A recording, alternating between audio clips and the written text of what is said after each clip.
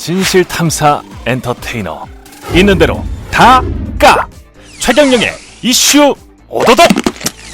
네, 안녕하십니까. 최경영의 이슈 오도독 시작하겠습니다. 저는 KBS 최경영 기자고요. 오늘은 윤석열의 사람들에게 윤석열에 대한 모든 것을 좀 물어보는 시간을 준비했습니다. 윤석열의 사람들 두 남자 나왔습니다.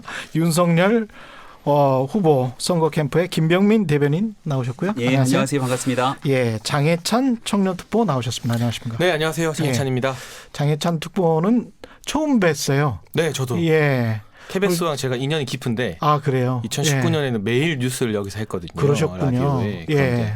한동안 또 안 불러주시다가 최근에 최근에 또 자주 불러주시기 시작해서 네. 예.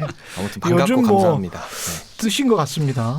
네? 예, 윤석열 캠프로 가셔가지고 찾는 분들이 더 많으시죠? 아니요, 방송은 많이 줄었습니다. 아, 그러세요? 왜냐하면 이제 예. 종편이나 보도 채널에서 제가 많을 때는 일주일에 20개까지 프로그램을 했었는데 캠프 출신이 너무 많이 방송에 나오는 게 조금 공정하지 않다는 여론들이 있어요. 20개면 거의 이준석 이준석 대표가 한 17개 했다는 거 아닌가요? 근데 저는 예. TV만 했었기 때문에 야, 나름의 또 TV형 이 평론가라는 자부심을 가지고 열심히 활동하다가 난 TV만 했다 얼굴이 되니까. 네, 캠프에 들어가서 네, 이 방송이 거의 한 반토막 이하 이렇게 줄어서요. 네.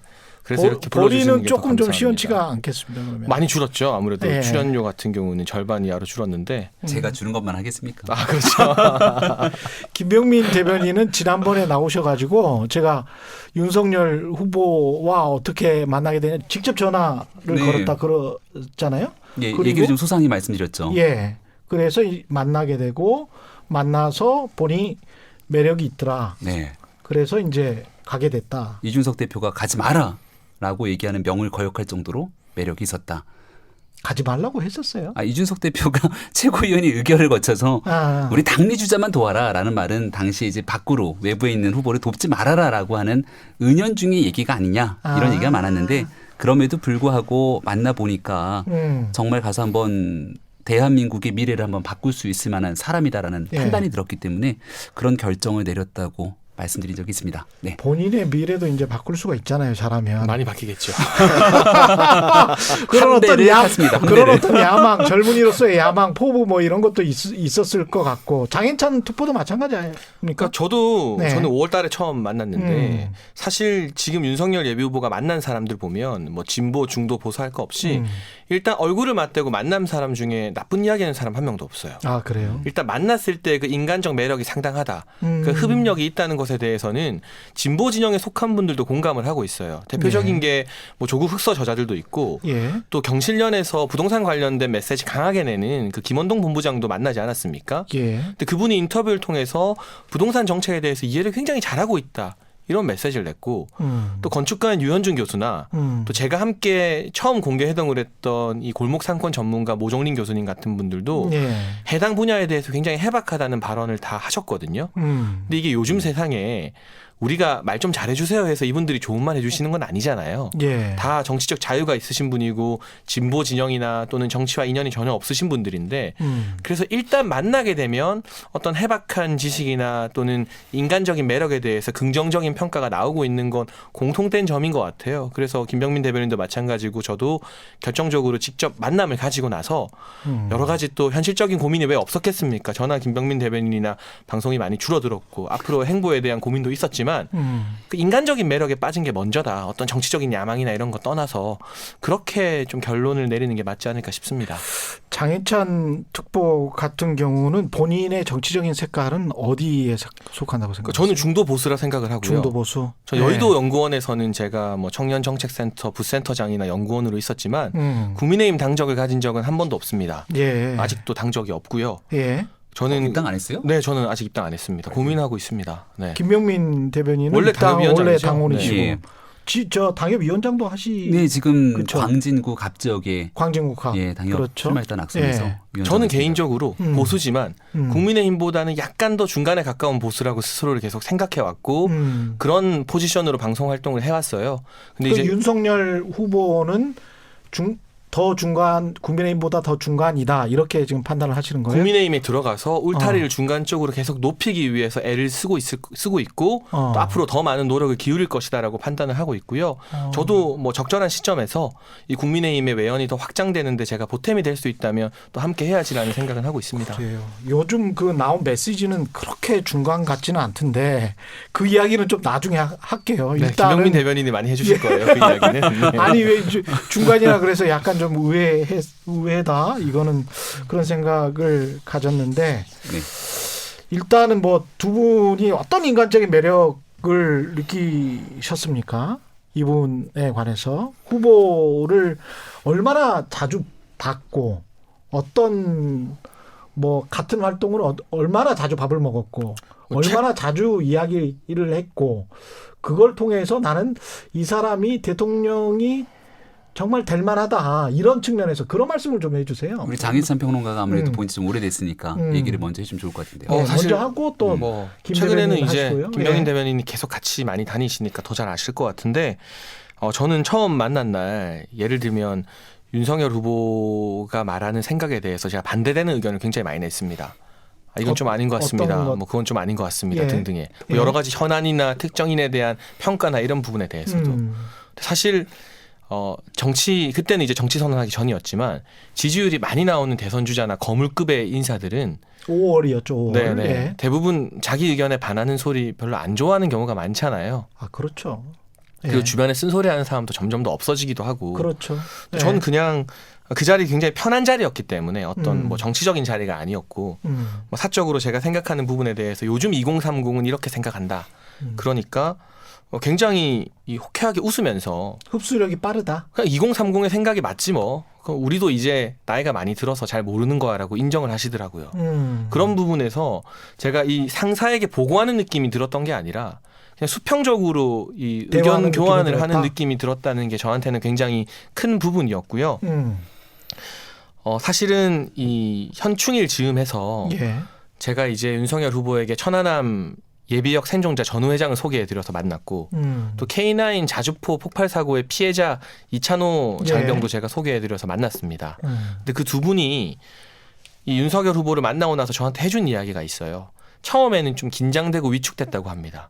왜냐하면 야권의 유력한 대선 주자였고 그때도 지지율로 보면 예. 또 풍채가 워낙 크시기 때문에 예. 처음 보면 좀 위축될 수 있잖아요. 젊은 키가 사람들 윤석열 입장에서. 후보가 어느 정도 되세요? 키는 그렇게 크진 않은데 예. 일단 몸무게는 100kg 밖에서 딱 넘으세요? 봤을 때 예. 외형이나 이런 게 풍채가 있다 이렇게 보기에 딱 키는 맞죠. 170 후반인 거 네. 같습니다. 후반이고 네. 몸무게는 100kg 정도. 지금은 좀 많이 빠졌다는 이야기를 들었는데 지금 막 그 당에서도 조금 살을 빼는 게 낫겠다 그런 이야기를 한다며요. 글쎄요, 근데 외형적으로 봤을 때는 저는 딱 좋은 것 같은데요. 아, 그 정도가. 예. 어쨌거나 이야기를 계속 해보면 예. 풍채가 있으시기 때문에 젊은 사람들이 긴장할 수밖에 없잖아요. 그렇죠. 근데 제가 후문을 들어보니까 그 이찬호 장병 같은 경우는 사고나 이런 여러 가지 기억들 때문에 좀 성격이 내성적이에요. 그런데 자기도 처음에 긴장했지만 티키타카가 잘 되더라. 그래서 긴장이 빨리 풀렸다는 말을 했어요. 예. 이 티키타카란 말은 이 장병이 직접 해준 단어인데 이게 젊은 사람들 사이에서 말이 안 멈추고 왔다 갔다 잘 되는 거 그걸 티키타카라고 하거든요. 그렇죠. 예. 그러니까 굉장히 이 검찰총장 출신이라 권위적일 거라는 일각의 오해가 있는데 그렇지 않고 눈높이를 좀 맞추려고 청년들과 수평적으로 대화하려고 하는 부분들이 드러나고 투머치 토커라는 별칭도 있습니다. 지지자들 사이에서. 박찬호처럼. 네, 예. 말씀하시는 거 좋아하시고 듣는 것도 좋아하세요. 다양한 주제에 대해서. 예. 그런 부분이 2030이 봤을 때 우리가 모셔야 될 보스가 아니라 그냥 우리 의견을 좀 편하게 이야기해도 잘 들어준다는 느낌 받았고 제가 최근에 뭐 지난 일요일에 청년 정책 세미나에 윤석열 후보를 초대해서 2030 전문가들과 행사도 같이 하고 했는데 예. 그런 일련의 행사를 준비하거나 메시지를 준비하는 과정에 있어서 의견을 냈을 때 굉장히 잘 들어준다는 느낌을 많이 받습니다. 이건 이래서 안 되고 저건 저래서 안 되고가 아니라 예. 젊은 사람이 의견을 내면 예를 들면 50대 참모나 기성세대 참모들 많을 거잖아요. 일정 부분 반대하거나 우려를 표하는 이야기들도 분명히 있을 겁니다. 하지만 이왕이면 정말 큰 하자가 없으면 젊은 사람이 낸 의견을 좀 먼저 들려주려고 한다. 그런 부분을 저는 많이 느끼고 있습니다. 김병민 대변인도 비슷해요? 뭐 전적으로 맞는 얘기를 해줬는데 예. 그 지난주 일요일에 우리 장해찬 특보가 주관했던 주관까지는 아니지만 아무튼 같이 참여했던 행사가 있었어요. 청년들이. 근데 제가 밖에서 이렇게 지켜보면서 후보는 이제 앉아 있고 카메라는 다 그 현장을 비추고 있습니다. 근데 한 40분 정도를 청년들이 계속 얘기를 하는 거예요. 근데 예. 얘기가 좀 길었습니다. 세미나 정책 발표를 정책 했죠. 발표를 쭉 제안하니까. 그럼 밖에 있는 사람들은 약간 보기에 야 이거 너무 얘기 긴 거 아니야?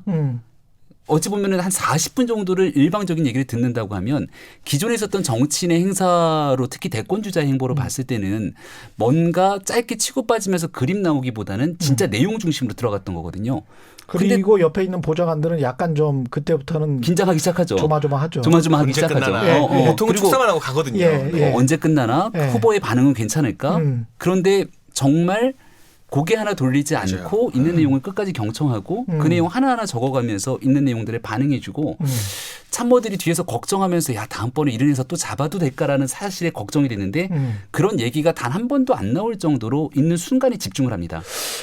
풍채와는 달리 권위적이지 않다. 그거는 아마 만나본 사람들 거의 모든 사람들이 비슷한 생각을 가질 거고요. 최경영의 최강시사에 제발 나와주세요. 제가 좀 판단을 해보게.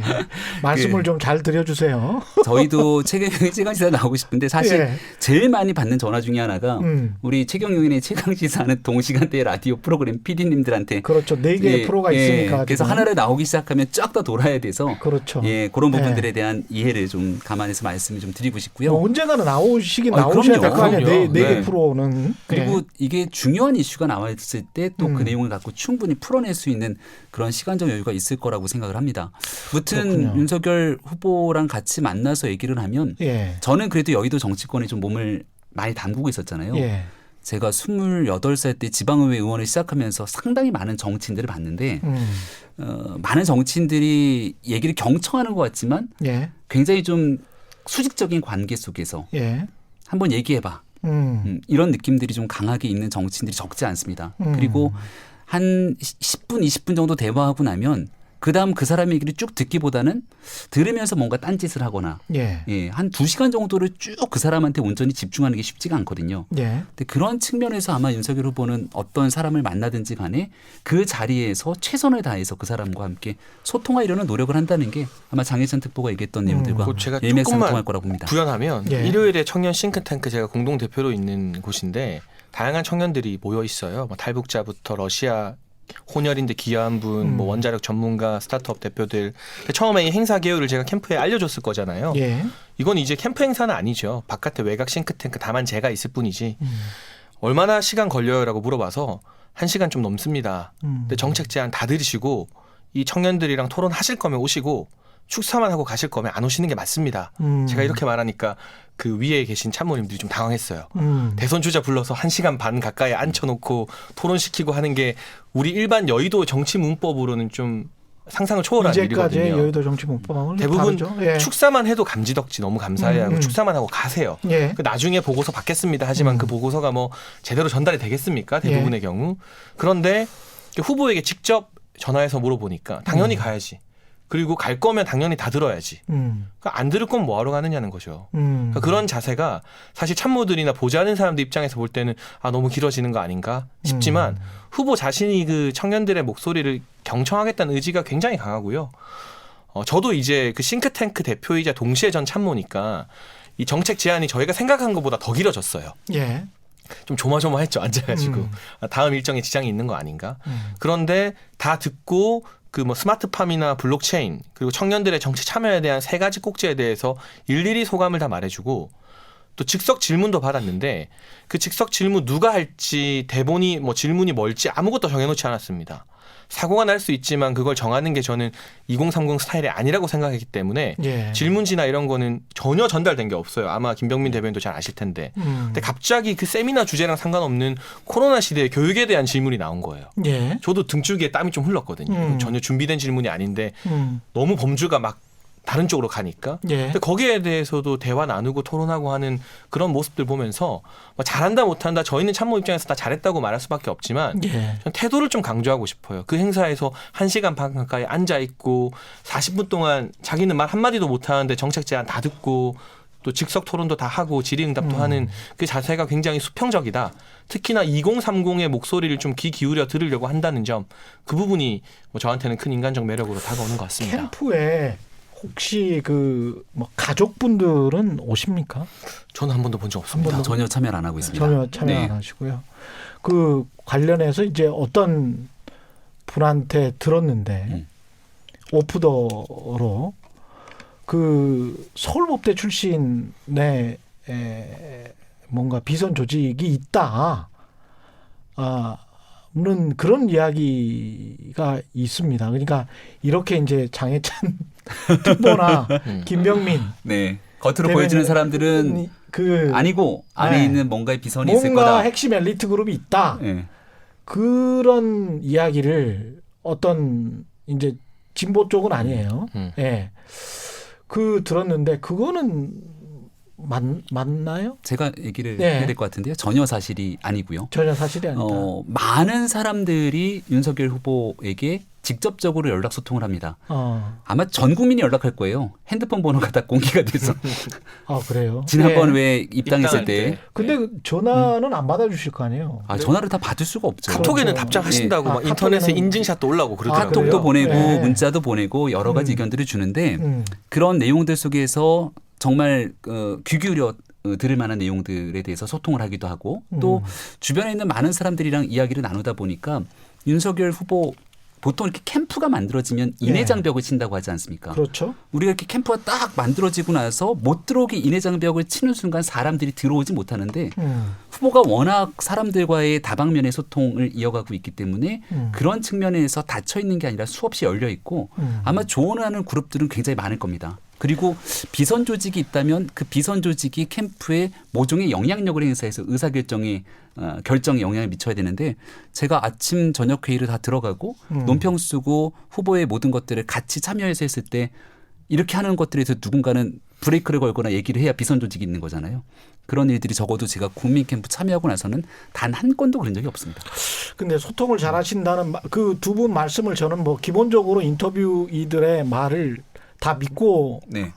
진행을 하는데 이런 거는 어떻습니까? 그 어디 YTN 영상인가요? 보니까 어떤 분이 좌파 매체니까 뭐 인터뷰하지 마 뭐 이런 게 있었잖아요. 그러니까 그분이 지지자였죠 아마 캠프 관계자가 예. 아니라. 예전에 그랬다가 있었던, 이제 네.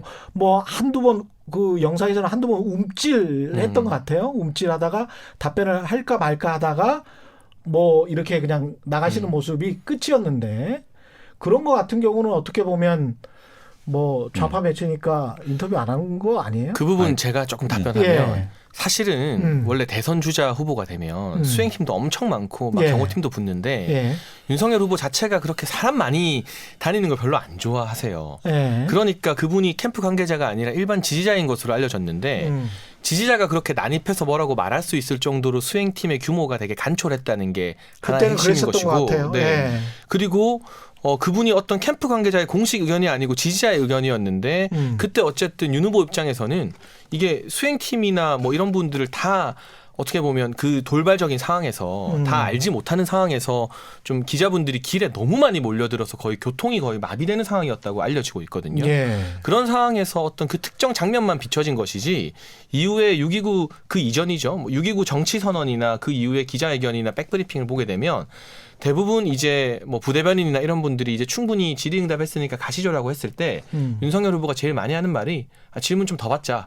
한 개 더, 두 개 더입니다. 6.29 정치선언에서도 기자회견 이제 그만두려고 했었는데 질문 더 하시라. 한두 개 더 받자고 말씀을 하신 게 생중계로 다 나왔고요. 예. 그러니까 기자들의 어떤 질의응답에 대해서 특정 매체를 가린다거나 꺼리는 건 전혀 없고 저희가 아마 첫 번째 신문 인터뷰 같은 경우도 통상 진보 매체로 분류되는 경향신문과 장시간 대화를 나눴었거든요. 박준 기자하고? 네, 예, 그런 예. 부분들을 보게 되면 하나의 지지자의 어떤 돌발적인 난입으로 일어난 그야말로 돌발 영상 장면이었던 것이지 전체적으로 언론에 대해서 질문을 안 받는다, 가려받는다는 건 사실과 좀 다른 것 같습니다. 그래요. 그 지금 유튜브도 하시고 인스타그램도 하시고 페이스북도 하시는데 제일 잘 되는 건 뭡니까? 아무래도 인스타 저는 인스타라고 생각하는데요. 예. 인스타 너무 재밌어요, 그 진짜. 사진 뭐 쩍벌 사진도 나오고 그렇더라고요. 아무래도 예, 대중이 궁금해하는 건 음. 뉴스나 매체를 통해서 다 볼 수 있는 것들을 똑같이 SNS에 올리게 되는 건 흥미나 매력이 좀 떨어질 수밖에 없고 집에서라든지 정말 궁금해하고 이 SNS를 통해서가 아닌 볼 수 없는 그런 것들이 이제 인스타그램을 통해서 여러 가지 내용들을 잘 전달하고 있기 때문에 얼마 전에 있었던 민트 초콜릿 관련된 이 먹는 모습이라든지 또 반려동물들과 함께하는 사진들 이런 데에 대해서 많이들 흥미 있게 바라봐 주시는 것 같고요. 정치가 좀 무겁잖아요. 그리고 예. 어찌 보면 정치가 지금 코로나로 힘든 국민들 그리고 이 물가 인상부터 부동산 값 정말 뭐 하나 사실 속이 시원해지는 일들이 많지 않은데 정치가 결국은 무거운 주제를 가지고 어찌 보면 여당과 야당이 대립구도가 늘 형성돼 있는데 이런 일들 속에서도 좀 기분 좋게 한 번 좀 웃을 수 있는 모습들을 보여주는 게 인간적인 모습, 인간적인 면모들을 밝히는 거라 생각하고 그런 측면에서는 캠프 내부에서도 인스타그램이 꽤 그래도 잘 홍보되고 있는 것은 아닌가 이렇게 평가하고 있습니다. 사람들의 인식이 그게 있잖아요. 검사 출신이고 검찰총장 출신이니까 좀 무섭다는 이미지.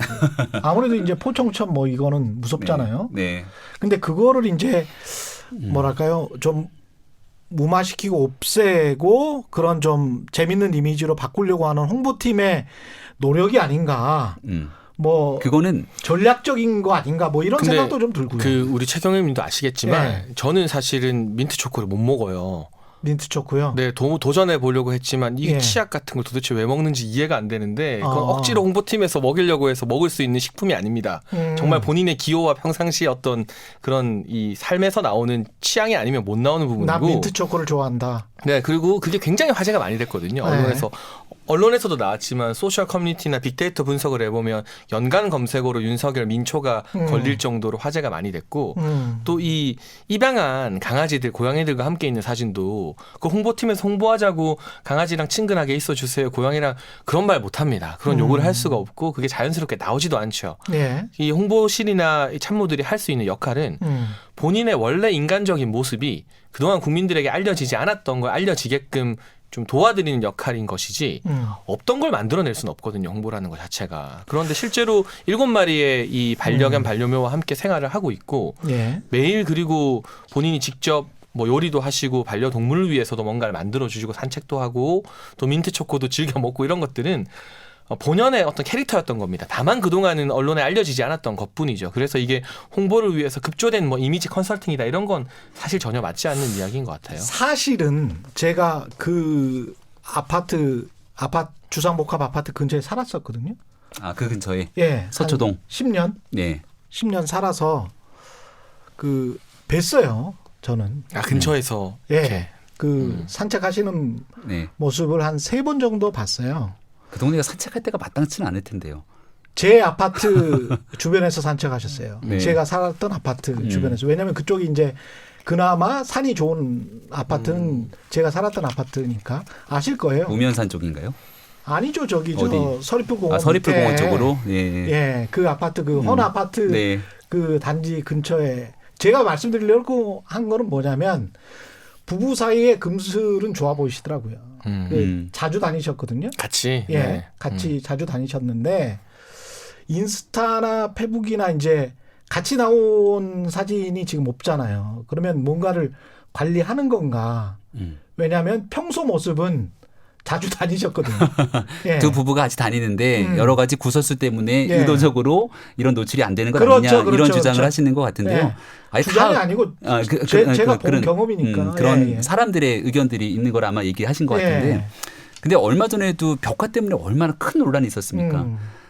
사실관계가 전혀 아닌 내용들을 바탕으로 구설수들이 커지면서 이걸 온갖 네거티브로 가족에 대한 공세가 커질 수 있는 상황에서 가족에 대해서 아무리 어떤 모습을 비춰지든지 간에 마음 먹고 네거티브 공세를 펼치려고 하는 순간 예. 벽화를 가지고 있을 수 없는 일까지 나서서 오죽하면 더불어민주당을 비롯한 정의당까지 나서서 문제를 제기했던 상황이었는데 구태여 이런 모습들을 어떤 아무리 좋은 모습이든 좋지 않은 모습이든 나오는 상황에서 정치 공세는 커질 수밖에 없거든요. 그래서 지금 현재로서는 윤석열 후보가 정치 선언을 하고 또 예. 국민의힘에 입당도 하고 새로운 나라를 만들기 위한 비전에 집중하고 있는 만큼 여기에 대해서 어느 정도 국민께 충분한 공감대가 형성되고 나면 당연히 가족들도 함께 이 정치 공간과 무대에서 활동할 수 있는 때가 올 텐데 지금은 아직 특히 민주당 또 마찬가지지만 범여권 진영에서 너무 극단적으로 행동하고 있는 분들의 모습이 과하기 때문에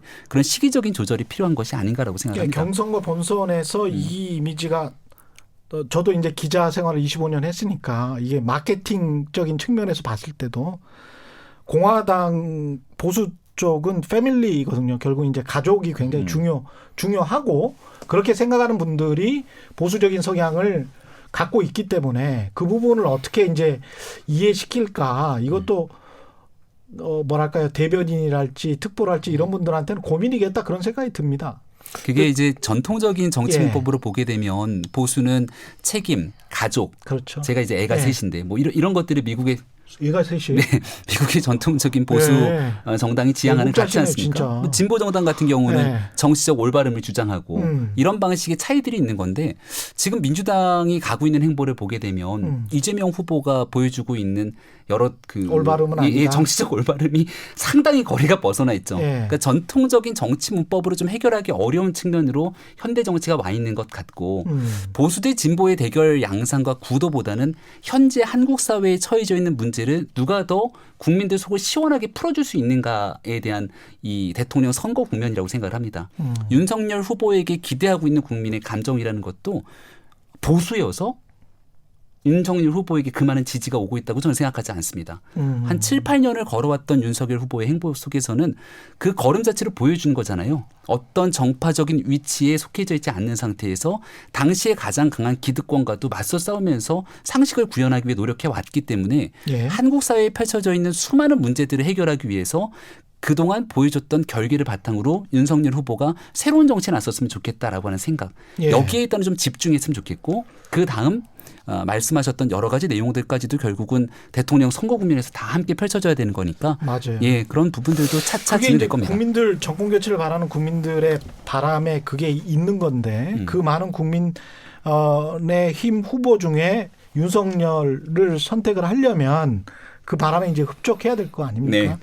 근데 이제 그 발언들을 지금부터 좀 보면 저는 이게 매경 인터뷰를 사실은 2번 봤거든요. 네. 이 아까 이제 중도 말씀을 하셨고 중도 보수 말씀을 하셨는데 제가 아는 상식으로는 이거는 정경련 보도 자료랑 상당히 비슷하다. 저는 부정식품이나 뭐 밀턴 프리드만 그 이야기보다 그 기업관 그다음에 노동관 이게 그 제가 봐왔던 정경련 보도 자료 거의 진짜 문구가 흡사해요. 그 과거의 전희경 대변인 내 말씀하고도 좀 비슷하고 그래서 아니 원래 이렇게 상당히 우파적인 생각을 가지고 있는 것 같더라고요. 그러면 그 전에 중도 확장이라고 했던 건 사람들에게 그냥 한번 말해본 것일 뿐이 아닌가 그런 이제 좀 걱정이 되는 거죠. 그거를 저는 조금 다르게 생각하는 게 중도라는 게 무엇인가, 기존의 강성 보수와 차이점이 무엇인가, 결과적으로는 약자들, 사회적인 약자들이나 소외받는 분들에게 얼마나 더 많이 다가갈 것인가가 방점이라고 생각을 하는데 어떻게 보면 국가가 많이 개입해서 이런저런 규제를 만들고 꼬치꼬치 모든 걸 법으로 규제하는 게 과연 약자들에게 도움이 되느냐. 그 맥락에서 부정식품 이야기도 나왔던 것이고 이번에 저는 이낙연 전 대표가 지옥고를 없애겠다고 공약을 발표했어요. 이게 지하방, 옥탑방, 고시원을 없애겠다는 것인데 예를 들면 지하와 옥탑방과 고시원을 법으로 규제해서 거기에 사람 못 살게 만들면 그게 과연 주거 약자에게 도움이 되는 것이냐. 그러면 어쩔 수 없는 경제적 형편 때문에 옥탑방 살거나 고시원 사는 분들이 다 이 방세계 아파트 살면 좋지만 갑자기 이게 인류적으로 법으로 금지됐을 때 그분들 그럼 어디로 가라 할 것이냐. 주거비 부담이 더 늘어나거나 또는 갈 데가 없으면 밖으로 나와야 되는 것이잖아요. 그런 인류적인 규제, 법으로 모든 걸 다 금지시키는 것이 사회적 약자를 돕는 길이 아니다. 그런 차원에서의 메시지이기 때문에 그 메시지에서 어떤 자유가 강조되고 정부의 어떤 규제에 대해서 부정적인 시각이 드러났다 해서 그게 중도가 아니다. 강성 우파의 시각이라고 말하는 건 좀 잘못된 것 같고 기본적으로 윤석열 후보가 그런 예시를 든 것들, 부정식품 예시를 든 것들도 결과적으로는 이 사회적 약자에게 무엇이 실질적인 도움이 되느냐를 이 설명하는 과정에서 예시와 비유를 드는데 아직까지는 이 정치적인 어떤 비유법이라던가 이런 부분에 있어서는 조금 더 다듬어져야 된다는 건 후보도 동의하고 저희도 동의하고 있지만 맥락의 본질을 보면 강성우파적으로 모든 걸 자유에 맡겨놓고 방임해야 된다가 아니라 결과로 봤을 때 사회적 약자와 소외계층에게 어떤 방식이 더 도움이 되느냐 그 부분을 고민하는 방법론의 차이라고 생각합니다. 아니 근데 밀턴 프리드만의 이제 선택할 자유를 말씀을 하셨는데 선택하지 못하는 사람들의 자유나 권리에 관한 고민이 상대적으로 좀 부족해 보이는 게 특히 이제 그 형사법 개정 관련해서 이야기를 하셨단 말이죠. 그 매경 인터뷰에서. 근데 그렇게 형사법을 개정해서 법인이 벌금을 내고 그 윤 후보님 워딩이 그냥 경영인 지금 현재 돈으로 그냥 떼우면 되는 그 워딩이 그렇게 돼 있어요. 돈으로 그냥 떼우고 경영인들 CEO들은 형사처벌을 면하게 되고 그 상황에서 돈으로 기업이 떼었기 때문에 그 돈에 관해서는 구상권을 뭐 청구해서 소액주주들이 뭐 소송을 하든지 말든지 해서 그거는 민사적으로 하는 그런 식으로 해서 이제 형사적인 책임을 면제해 주자. 어지간한 거는 이거는 지금 저 유전 문제랄지 재벌 대기업과 관련된 국민 정서 그다음에 한국이 안 그래도 재벌 대기업 뭐 사면하고 뭐 막 그랬잖아요. 예, 이건희 회장 그 돌아가신 분 같은 경우는 상당히 많은 죄를 지었지만 한 번도 구속된 적도 없어요. 그분 같은 경우는 그렇지 않습니까? 이병철 선대회장도 사건에 밀수했지만 기소도 안 당했어요. 그렇잖아요. 뭐 이런 상황에서 형사법을 또 개정하자고 하면 저는 경제를 전공한 사람 입장에서는 이건 도대체 이게 뭐지? 기업 지배 구조를 고민한 사람으로서 이게 뭐지? 좀 이해가 안 되더라고요. 제가 좀 설명을 드려도 되겠습니까? 예. 그러니까 그 지금까지 지면에 나왔던 몇 개의 인터뷰들이 있는데 아직까지 정확히 윤석열 후보가 대통령이 되고 났을 때의 경제 정책을 어떻게 끌고 가겠다에 대한 구체적인 비전들은 지금은 토막토막 있는 인터뷰들의 주장들이 있는 것이고 이게 하나로 통합될 수 있는 비전 체계들이 만들어질 겁니다. 근데 여기서 조금 강한 어조의 내용들이 나오게 됐던 배경들을 살펴보게 되면 질문이 서로 오가게 되는데 문재인 정부가 벌써 한 4년이 넘는 시간이 지나왔잖아요. 기회는 평등하고 과정은 공정하고 결과는 정의로운 세상을 만들겠다고 여러 가지 정책들을 많이 냈지만 그 정책들이 사실상 부동산 정책을 비롯한 많은 각종 경제 정책이 실패로 돌아갔다는 게 많은 국민들의 평가입니다. 예. 그리고 그로 인한 결국은 많은 피해들은 국민께 돌아가게 되죠. 기업에 대해서도 각종 규제 등 그리고 과거에 있었던 경제 민주화 등에 대한 구현들을 하기 위한 노력들을 했는데 여기서 나타난 반작용들이 적지가 않습니다. 자유를 얘기하고 있는 많은 측면에서의 언급들은 단순하게 밀턴 프리드먼의 자유를 꺼내서 얘기를 하겠다기보다는 현재 문재인 정부에서 이뤄지고 있는 정부 주도 그리고 많은 부분들이 규제에 더 방점을 두는 식의 경제 정책들을 써왔을 때 그게 국민의 삶에 큰 보탬과 도움이 잘 되지 않았다는 데 방점을 찍고 얘기를 하는 겁니다. 하지만 그렇다라고 해서 이 단순히 문재인 정부와 반대되는 구조로서 모든 자유를 풀어놓는 신자유주의로 가는 것이 온당하다고 생각하는가? 절대 그렇게 생각하지 않고요. 얼마 전에 김종인 비상대책위원장 같은 경우는 비대위에 있으면서 기본소득 언급했을 때 빵에 관한 얘기를 합니다. 예. 김이 모락모락 나는 빵이 있는데 저 빵을 사 먹을 수 없는 자유가 없게 된다면 그게 무슨 자유냐? 그렇죠. 라는 얘기들을 하게 되는 겁니다. 예, 제 말이 그 말씀이에요. 거기에 대한 기본적인 공통된 인식들을 가지고 있고요. 저보고 왜 윤석열 후보와 같이 이 캠프에 참여했냐라고 사람들이 묻기도 하는데 처음 만나는 식사 자리에서 제가 그 얘기를 했어요.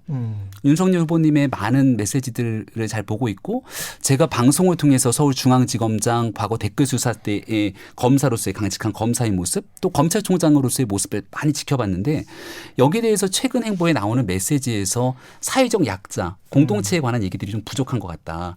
그러면서 이 경제에 관련된 얘기들도 했는데 인식은 상당히 비슷합니다. 하지만 문재인 정부의 지난 4년에 대해서 우리가 흔히 백래시라고도 얘기를 하는데 이게 너무 강하게 하다 보니까 이걸 바로잡기 위한 데 방점을 찍다 보니 이게 조금 과하게 오른쪽에 있는 기업, 자유 이런 단어들이 많이 나오게 됐다라고 하는 인식을 같이 공유했고요.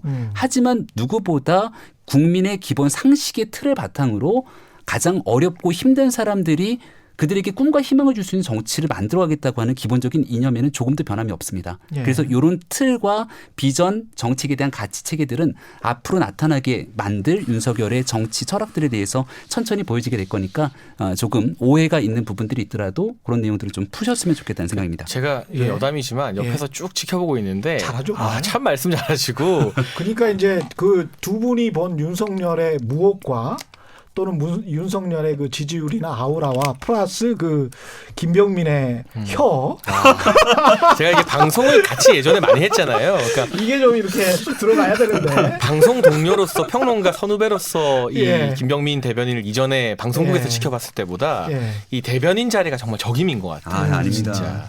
지금 감탄하면서 지켜보고 너무 힘들어요. 있습니다. 그 제가 그 부정식품 말고 저 네. 두 가지만 더 여쭤볼게요. 페미니즘은 페미니즘. 예. 이것도 얘기를 많이 나눴죠. 이것도- 얼마 전 글을 보니 페미니즘이 정치적으로 악용돼서 남녀 간 건전한 교제도 정서적으로 막는다는 얘기도 있다. 이게 이제 워딩입니다. 네. 예. 이거 최근에 그 부산일보 인터뷰에서 예. 또 윤석열 후보가 어제 언급한 내용이 있어요. 예. 제가 그 부분을 한번 조금 읽어드려야 될 것 같은데 예. 일단은 윤석열 후보는 그 명불허전 보수사에서 강의를 하면서 헌법에 규정된 양성평등을 우리가 이뤄나가야 된다는 취지 이야기를 굉장히 많이 했어요. 예. 그 양성평등에 대해서 헌법에 규정돼 있다. 헌법 정신 이게 꼭 윤석열 후보의 명분 중 하나이기 때문에 무슨 지금 윤석열 후보가 건강한 페미니즘 발언을 했다고 해서 페미니즘 자체에 반대하는 것이다. 뭐 심사를 보겠다는 것이다. 이렇게 왜곡해 보는 건 좀 부적절하다는 이야기를 드리고 싶고 특히나 이 경력 단절 여성에 대해서 굉장히 깊은 문제의식을 가지고 있습니다. 우리 사회가 국가적인 문제로 경단녀 문제를 인식해서 이건 여성 남성 차원이 아니라 남성에게도 경단녀 문제는 심각한 일이 되는 거죠. 왜냐하면 결혼했는데 내 배우자가 경력 단절 여성이 되면 그건 남성과 그 가정에도 굉장히 피해가 되는 거 아니겠습니까? 국가 전체의 생산성 차원에서도 그렇고 그리고 또 한 가지 본인이 검사 생활하면서 수많은 이 성범죄 사건 등을 다루고 경험을 했었기 때문에 여성들이 물리적인 약자라는 것에 대해서도 분명히 언급을 하고 있습니다. 예. 그래서 그러한 여성들에 대한 물리적 공격이나 성적인 공격에 대해서도 우리 사회가 나서서 보호를 해줘야 된다는 이야기도 많이 했어요.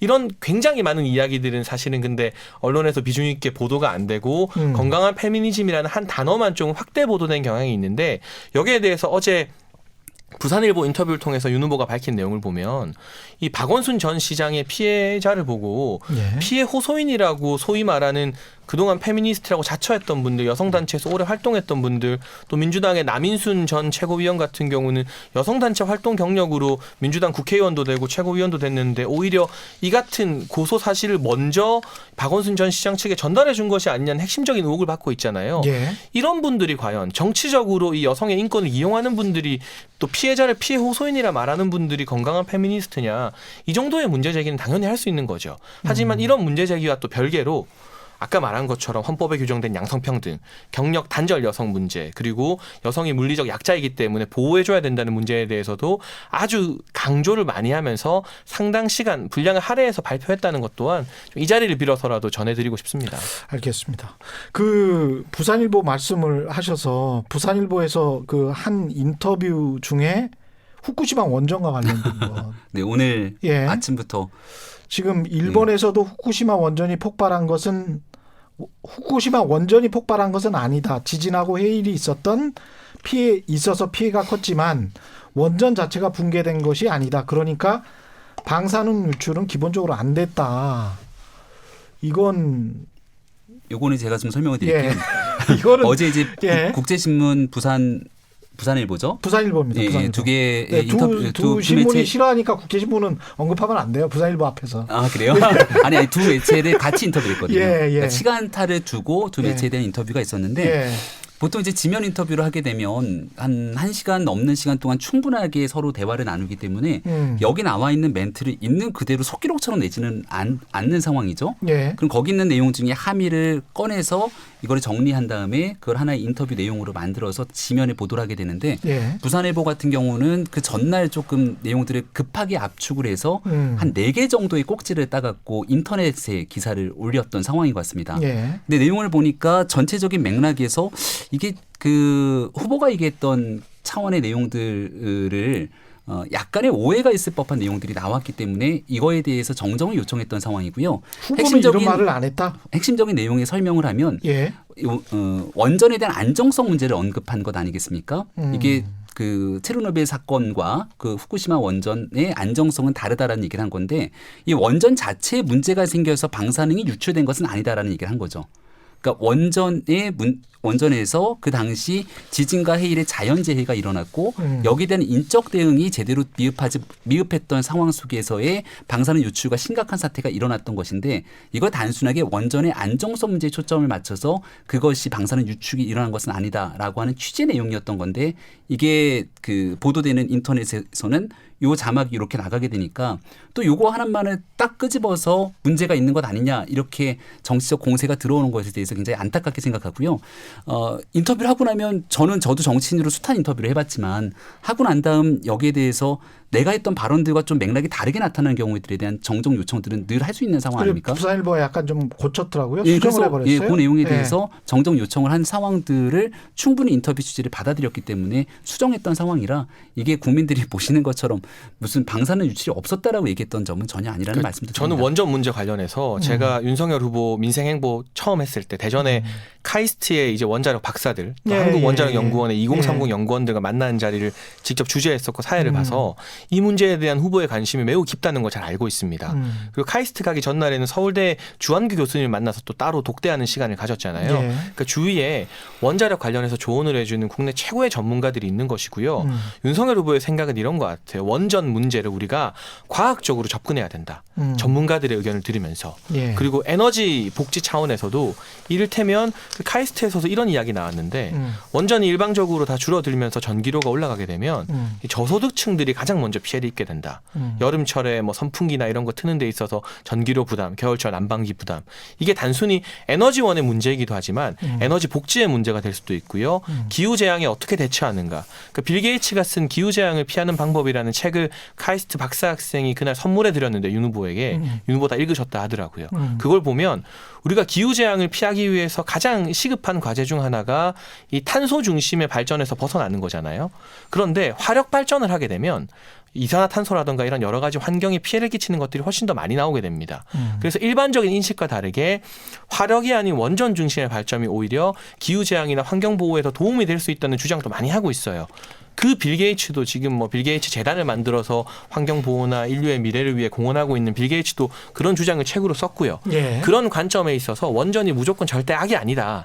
이걸 지나친 공포감으로 국민들에게 다가가게 할 것이 아니라 전문가들의 과학적인 식견을 토대로 인식을 조금 바꿔나갈 필요가 있다는 취지의 생각을 가지고 있다고 이해해 주시면 좋겠습니다. 알겠습니다. 제가 두 분한테 팁을 드리면 제가 알고 있는 과학적 지식을 말씀드리면 기후재앙과 관련해서 이게 후쿠시마 원전 같은 경우는 이 말씀이 맞아요. 지진하고 해일 때문에 이런 일이 일어났잖아요.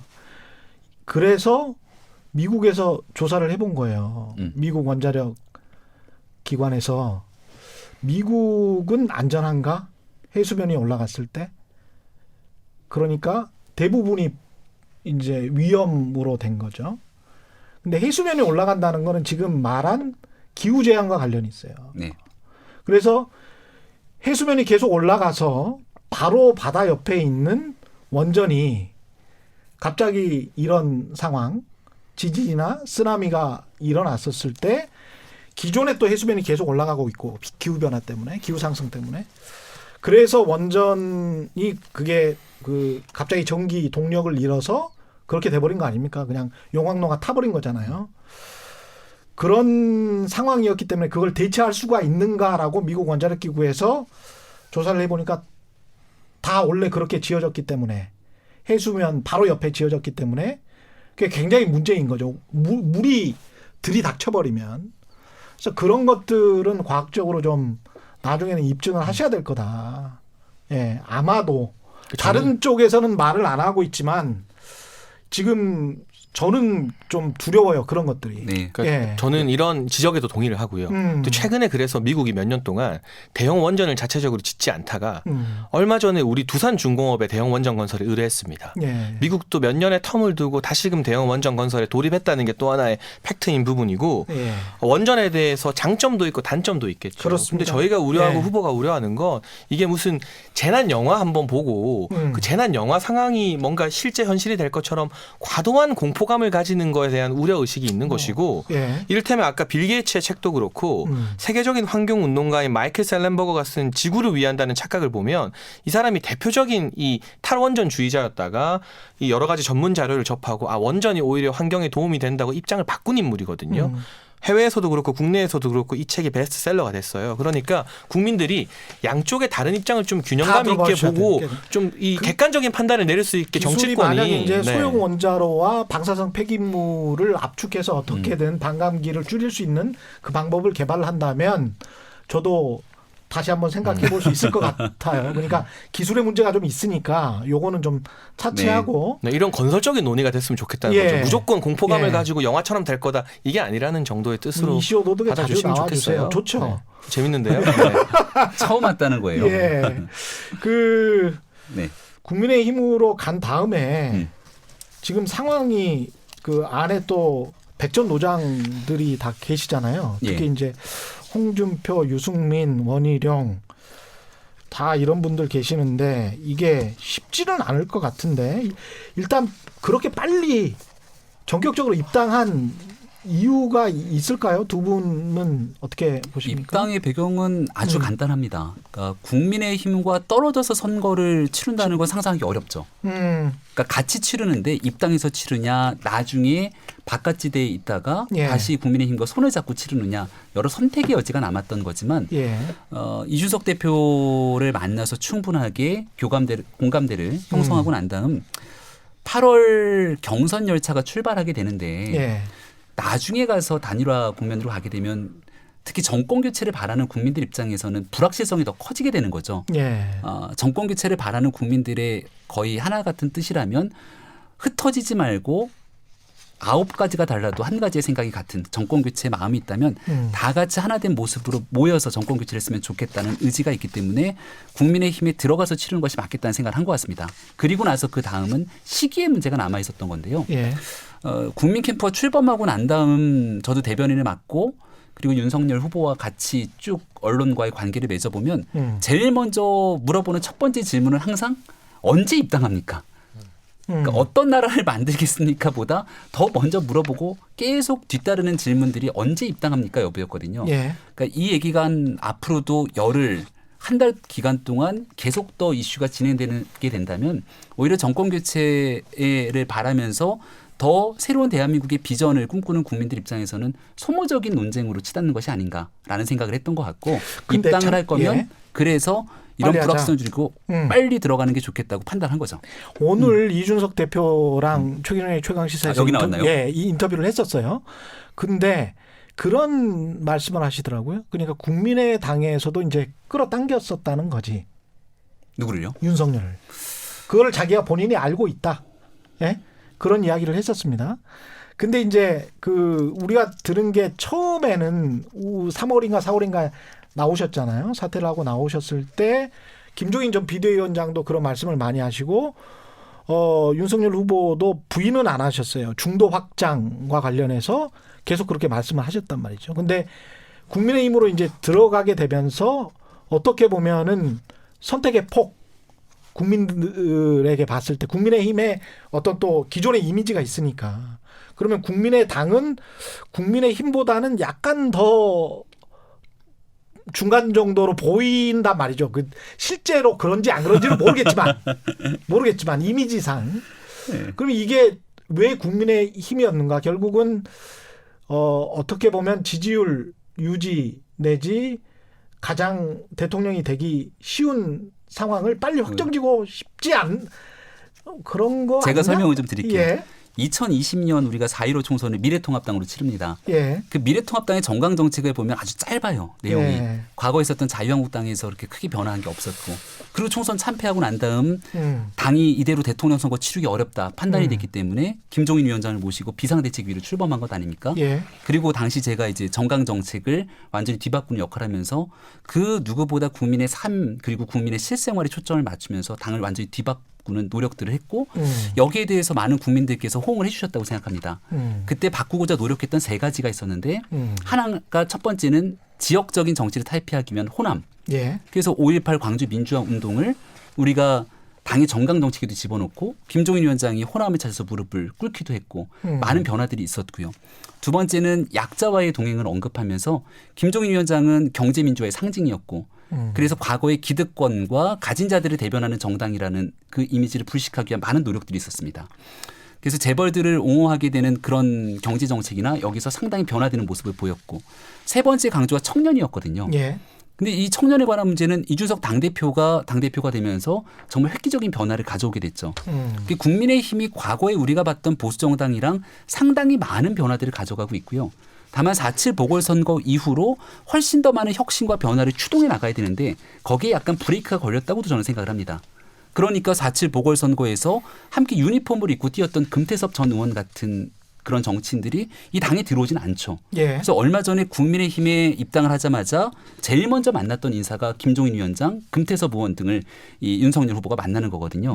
그래서 당에 들어가지만 이 당의 변화와 혁신을 믿고 들어가지만 여기에 안주하고 만족하는 것이 아니라 지금까지 해왔던 것보다 더 적극적인 노력으로 이 당의 중도, 외연 확장, 국민의 삶에 들어가는 변화를 윤석열 후보가 주도적으로 끌고 나가겠다라고 하는 의지를 보이고 있는 겁니다. 만약에 서울시장 후보처럼 그때도 이제 안철수가 더 높았잖아요. 처음에. 네. 그러다가 누가 오세훈 될 줄 알았어요. 갑자기 이제 오세훈한테 잡아먹힌 거잖아. 어떻게 보면 딱 한 달 정도 사이에. 예.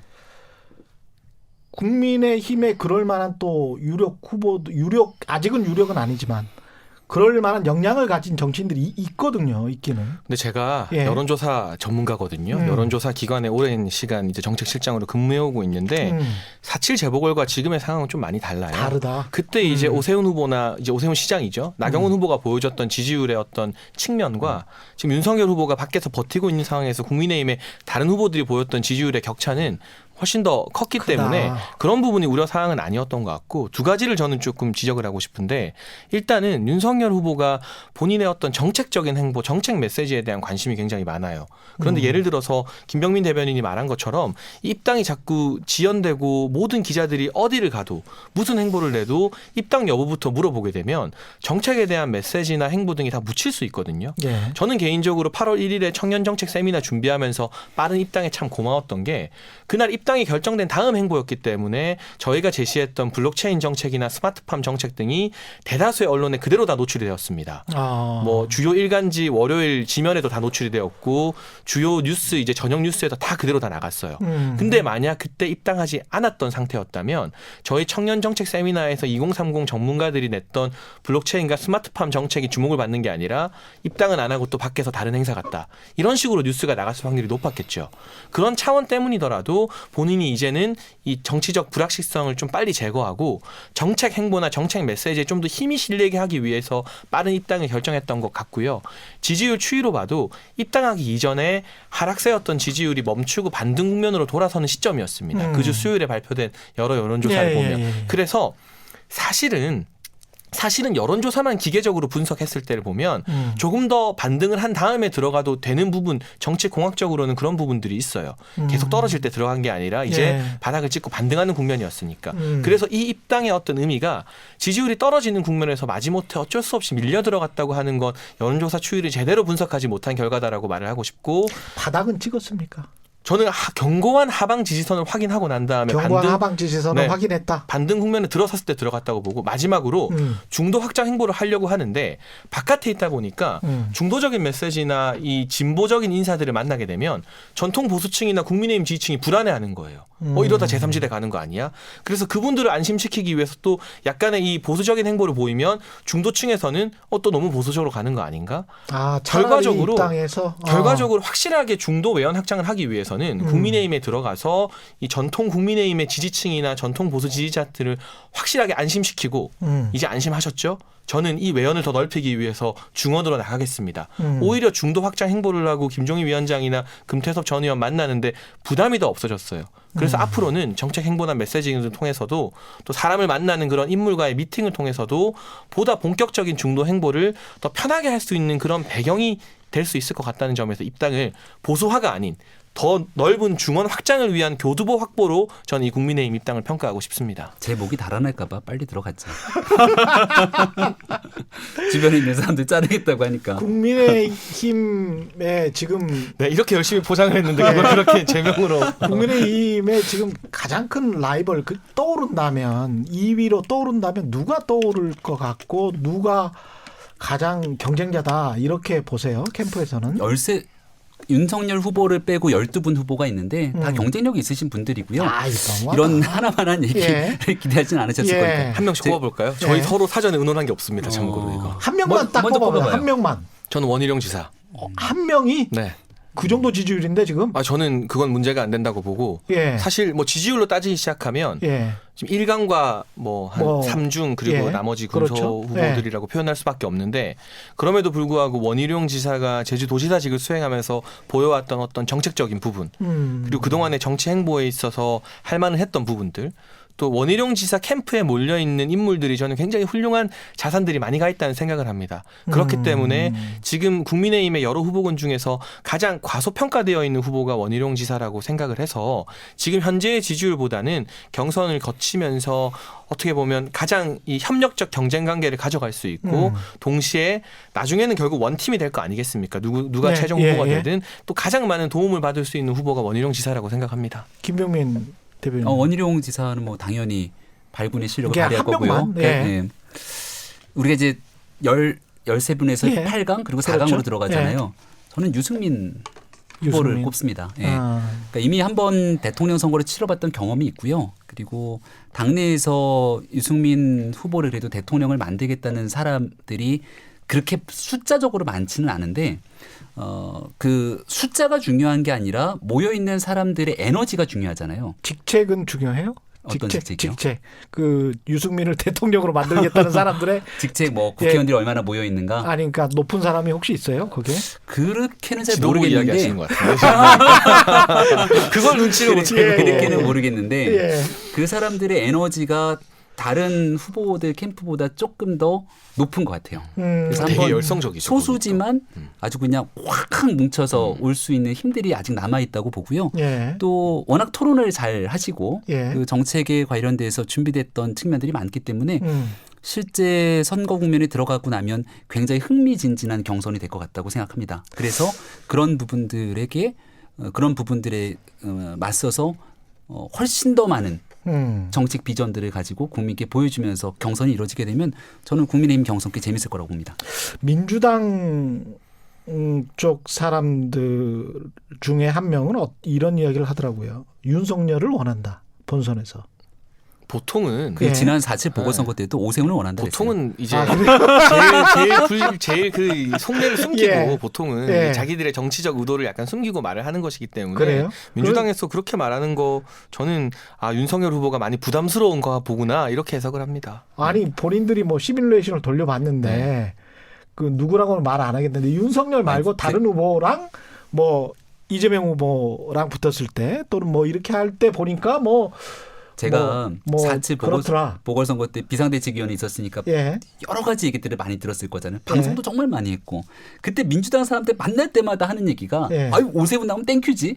시장 그만두고 갔던 사람이 나와서 선택이 되겠어? 이 얘기를 어마어마하게 많이 했거든요. 근데 웬걸? 선거에 나서고 나니까 이렇게 표 차이가 많이 나게 질 거라고 상상이나 했겠습니까? 그렇기는 하죠. 요즘에 저는 민주당 분들 만나면 이 이야기 제일 많이 들어요. 예. 홍준표, 유승민이 무섭다. 이 이야기 제일 많이 듣는데 뭐 그래서 그런지 여론조사 지표를 보면 두 분이 또 이제 민주당 지지층으로부터 표를 많이 받으시더라고요. 여론조사 근데 어쨌거나 서로 포카 게임 하고 있는 네, 거다. 이게 속내를 다 드러낼 수는 없는 거죠. 그 부분은 한 단계 걸러서 드려야 된다고 생각합니다. 저도 민주당의 정세균 후보님이 예. 진짜 인품이 좋으시거든요. 아. 만약 본선에 올라오시면 진짜 경쟁력이 제일 큰 후보라고 생각합니다. 정세균이 최고다. 인품이 진짜 좋으세요. 저는 두루두루 추미애 스마일. 후보가 제일 무섭습니다. 추미애 후보가 제일 그 무섭다. 강단성과 과단성 이런 예. 부분이 국민의 어떤 답답한 부분을 풀어낼 수 있는 부분이기 때문에 박용진 후보도 네. 경쟁력이 아주 훌륭한 후보고요. 역시 이렇게 이야기하는 거구나. 야, 나는 아직 순진해. 예, 여기까지 하겠습니다. 최경영의 이슈 오도독 지금까지 윤석열 후보 캠프의 김병민 대변인 그리고 장해찬 청년특보였습니다. 고맙습니다. 네, 감사합니다. 고맙습니다. 단단한 껍질에 쌓여있는 궁금한 이슈를 들고 다음 시간에 다시 돌아오겠습니다. 고맙습니다.